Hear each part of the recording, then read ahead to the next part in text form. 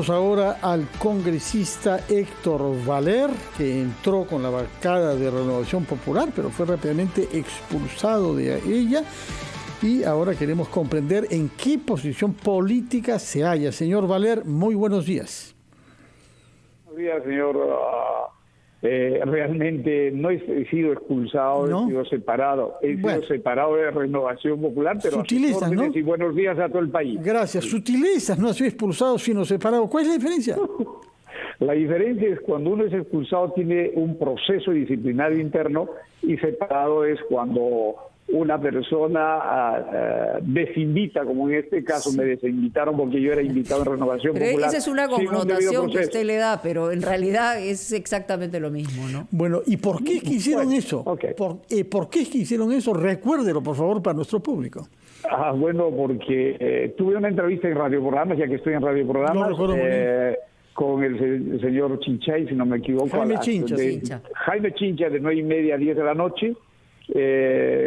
Solicitando a que se respete el Estado de Derecho, que se defienda la democracia, que se acepte el proceso electoral que en ese momento se estaba ya determinando, que se respete la contabilidad que hizo la OMPE, y lamentablemente no les ha gustado esta posición y lo ejercía dentro del cuadro de la libertad de opinión, y a la hora de haber terminado mi exposición en Radio Programa del Perú, salió un comunicado con la firma del señor Rafael López Aliaga, separándome del partido y de la bancada, sin él ser congresista de la República, ¿no? De acuerdo. Bueno, una actitud poco democrática de parte.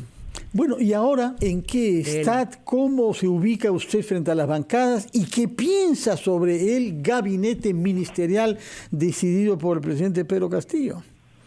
Bueno, hasta el día de ayer me mantuve como congresista no agrupado, y el reglamento del Congreso de la República obliga a que todos los congresistas deben pertenecer a una agrupación política para ser miembros de las comisiones ordinarias o comisiones especiales en el Congreso, además de ello para presentar proyectos de ley.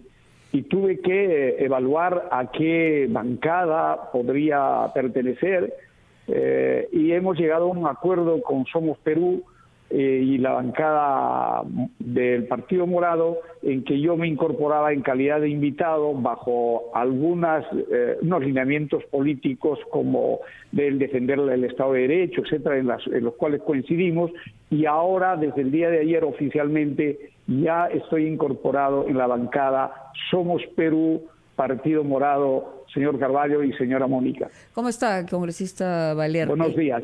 Nos está diciendo cuáles, digamos, han sido las coincidencias para que usted finalmente decida su incorporación como invitado a esta bancada. Acabamos de escuchar a la congresista Pablo, que ha sentido su propia posición hasta de engaño del propio presidente Castillo al determinar como presidente del Consejo de Ministros a la, digamos, radical y más serronista, específicamente el señor Bellido.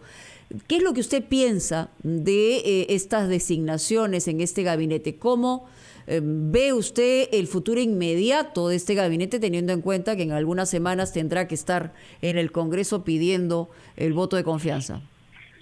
En primer lugar, veo que este es una desgracia para el país, es un descalabro este gabinete por las siguientes razones, pero antes quiero decirle que coincido con la congresista Flor en el sentido de que ellos postularon justamente una lista, porque había una posición moderada.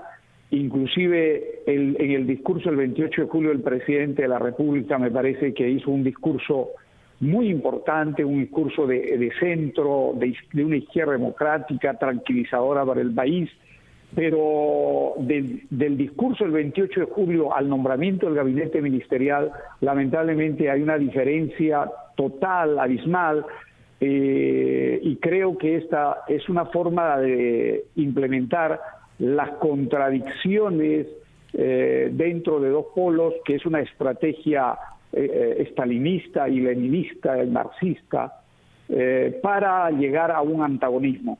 Por ejemplo, el nombrar un ministro de Transportes que no conoce nada de transportes ni de comunicaciones, y nombrar a un ministro de Agricultura con 29 años de edad sin conocer el sector, cuando tiene 3 grandes locomotoras como es la agroexportación, que aporta el 10% del Producto Bruto Interno del país, el agro comercial y el desarrollo rural, nombrar a un ministro de Defensa sin que conozca el Sistema Nacional de Defensa, sin que conozca la estructura de las Fuerzas Armadas, y nombrar a un ministro del Interior que no solamente ha cometido una falta administrativa, sino una falta moral tan grande, en haber engañado al mismo presidente de la República porque no era abogado, y haberse aprovechado de la confianza del presidente, sabiendo él que era fiscal, y aceptar un cargo de ministro del Interior, definitivamente nos lleva a pensar y a concluir de que este es un gabinete de choque para poder vacarlos, o para poder, censurarlos y buscar la vacancia presidencial. Pero no cuentan ellos que nosotros también tenemos instrumentos legales, instrumentos normativos como congresistas, como para poder hacer retroceder este tipo de conducta lesiva para el país. Señor Valer, si hay una situación original usted tiene en el Parlamento, porque viene de un partido asociado con la extrema derecha y está pasando ahora a un partido emblemáticamente de centro, que a su vez ha constituido una bancada múltiple, que es la sexta, me parece, más grande ahora en el Congreso. ¿Qué papel piensa usted jugar para sentar de alguna manera las bases de una reconciliación de nuestro país? Porque por dura que parezca eso y por oscuro que sea el panorama hoy, hay que pensar a largo plazo y hay que darle a nuestro país caminos duraderos hacia el apaciguamiento. Tiene usted toda la razón. Justamente uno de los principios por el cual me he incorporado a esta bancada es que esta bancada va a ser el fiel de la balanza. Es la bancada importante que para concertar estos dos polos. Creemos que tenemos que implementar algunos instrumentos legales, como por ejemplo, nada nos impide el de convocar a los ministros en este momento para poder interpelarlos y censurarlos uno por uno antes que lleguen los 30 días.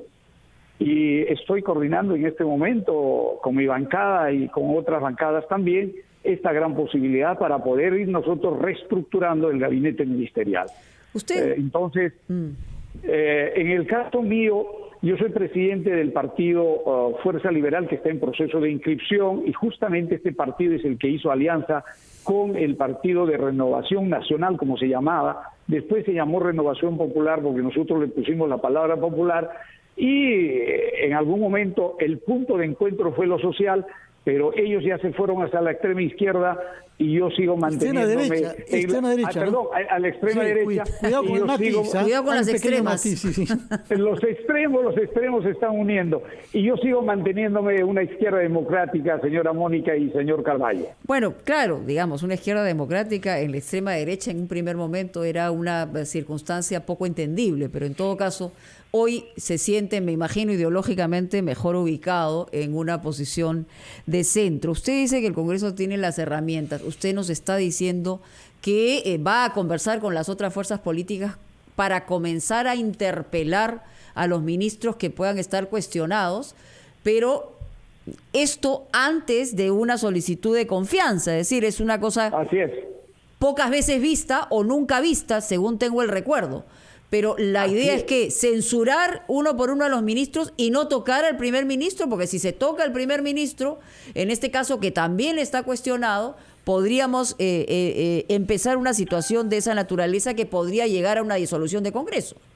Claro, a una crisis de gabinete ministerial, y podríamos llegar a una disolución del Congreso y un choque de poderes que el país no necesita y no requiere, y creo que el país necesita tranquilidad.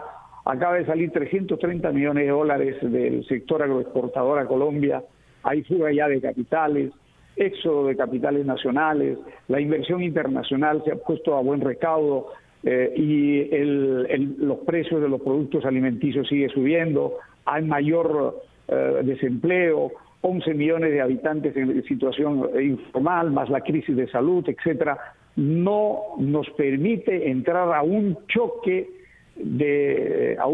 ideológico, a un choque de grupos polarizados como quisiera el marxismo-leninismo. Creo que tenemos que tender puentes y siempre me he encontrado en esa posición, como ustedes recordarán, y por tender puentes he sido separado y ahora me encuentro en esta posición. Yo seguiré conversando con las bancadas para ir reestructurando este gabinete antes de los 30 días, pero también tal vez visitemos al mismo presidente de la República, los de nuestra bancada, trataremos de discutir al interior primero, para hacerle reflexionar al presidente de la República que su ministro no es el ministro adecuado para convocar consensos. De acuerdo. Quisiera preguntarle algo antes de que el tiempo nos venza. Usted tiene contacto con sus colegas de Perú Libre, sin duda.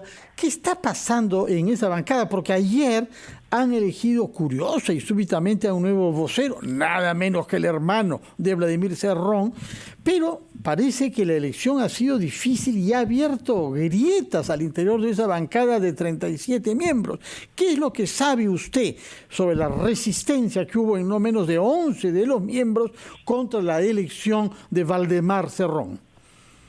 Es verdad, yo sigo manteniendo relaciones con mis colegas, tanto de Perú Libre como de Juntos por el Perú, con algunos de Renovación Popular, con algunos de Avanza País, con algunos de Podemos, siempre pensando en el Perú. Y lo que sé es lo que todos los medios de comunicación han podido explicarnos a todo el país, de que el señor Valdemar habría sido electo con 15 votos y 11 votos se habrían abstenido, y los otros no habrían ido a la elección. Entonces yo creo que esta es una posición interna de contradicción que ellos también tienen. Posiblemente haya líneas ideológicas marcadas, unas de centro y otras marxistas-leninistas militantes, como es el caso del Premier y otros. En consecuencia, ellos tienen su forma de pensar, eso no es delito, que sigan pensando como piensan, pero también nosotros tenemos que hacernos escuchar, escuchémoslo a ellos lo que quieren, hagamos de que su presidencia o el triunfo que han tenido en el Poder Ejecutivo sea llevadera, que gobiernen. Hay un contrapeso en el Congreso de la República que ha sido electa una mesa directiva con votación del centro. Me parece que hay un contrapeso. Nosotros como bancada podemos tratar de consensuar intereses colectivos por el bien del Perú. En consecuencia, mi querido señor Carvalho, señora Mónica, el Perú necesita de la ayuda de todos los actores sociales, periodistas, economistas, o empresas, etcétera, y nosotros ejerceremos desde el Congreso de la República los instrumentos que nos faculta la Constitución. Perfecto. Y el reglamento del Congreso para poder ir censurando a los ministros. Muy bien, señor Valer, muchas gracias por esta entrevista. Espero que no le traiga malas consecuencias como la última que nos concedió, aunque no sabemos ahora si fueron malas o buenas consecuencias. Muchas gracias en todo caso por su presencia acá. Muy buenos días. Hasta otra oportunidad. Buenos días, señor Carvalho. Buenos días, señora Mónica. Buenos días. Vamos.